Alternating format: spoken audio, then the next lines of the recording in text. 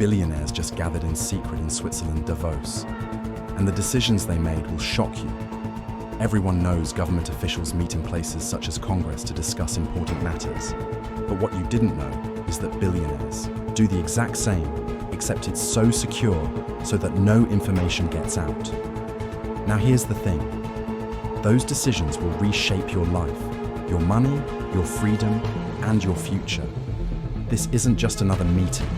It's not some headline you scroll past. While you were living your life, billionaires were quietly rewriting the rules. And here's the truth they won't admit. They're not planning for the world to be a better place for people like you and me. They're designing a future where they hold all the power and control so they can keep living their luxurious lives.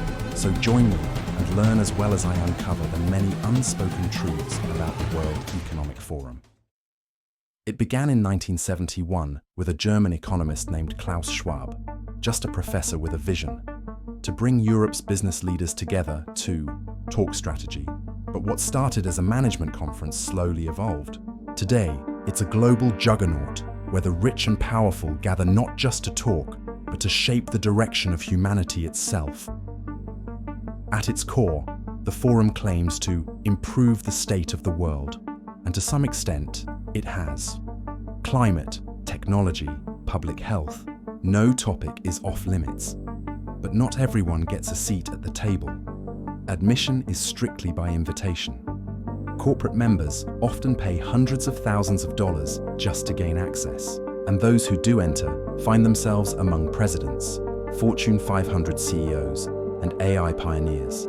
Not everyone is invited. Not everyone is welcome. While public panels are live-streamed and discussed, the real activity happens behind heavy, soundproof doors. No cameras, no transcripts.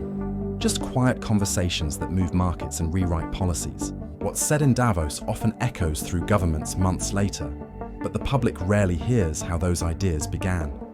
In 2020, the forum proposed something bold, the Great Reset.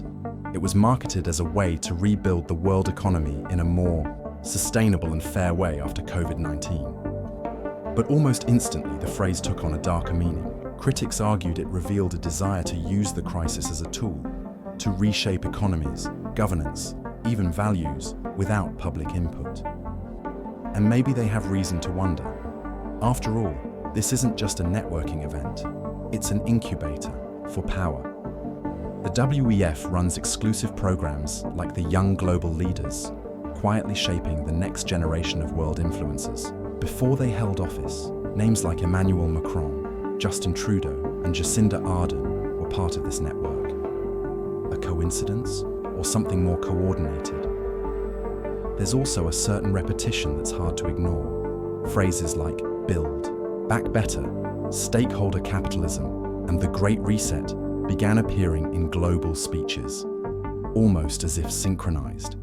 It raises the question, is the WEF simply predicting the future? Or is it a manufacturing consensus? And it doesn't stop there. The forum maintains a complex web of councils and research arms, releasing reports on automation, digital identity systems, AI ethics, and even brain-computer interfaces, often years before these topics hit mainstream discourse. It's as if they see where things are headed long before the rest of us catch on. But that foresight also gives them something more: influence. Because what begins as a white paper in Davos sometimes ends as legislation, infrastructure, or surveillance. And while the WEF insists it has no formal political power, its ideas somehow end up becoming policy across borders. 4. An organization with no democratic mandate. That's a strange kind of reach. Meanwhile, the contradictions are hard to ignore. The same people giving speeches about climate change often arrive on fleets of private jets. They speak of wealth, equality while sipping champagne beside the world's richest men. And year after year, public trust declines, while the forum's influence only grows. Even its founder, Klaus Schwab, has remained in power for over 5 decades. An unelected figure who speaks beside presidents and tech giants, whose vision has outlasted multiple political eras. Few question him, fewer still challenge him. Yet for all its ambition, so much of what happens at the World Economic Forum remains obscured. No formal records of private meetings, no public disclosure of who funds what.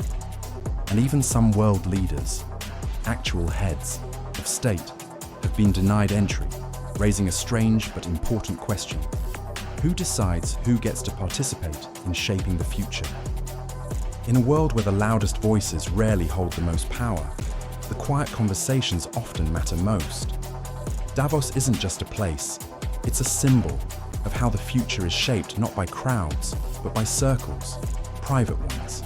There's no grand conspiracy here, no evil mastermind behind the curtain, just influence, accumulated, compounded, passed through handshakes and algorithms, through think tanks and talking points. Not everything that happens at the World Economic Forum is sinister, but much of it is silent. And that silence is where power lives. The question isn't whether they're planning something.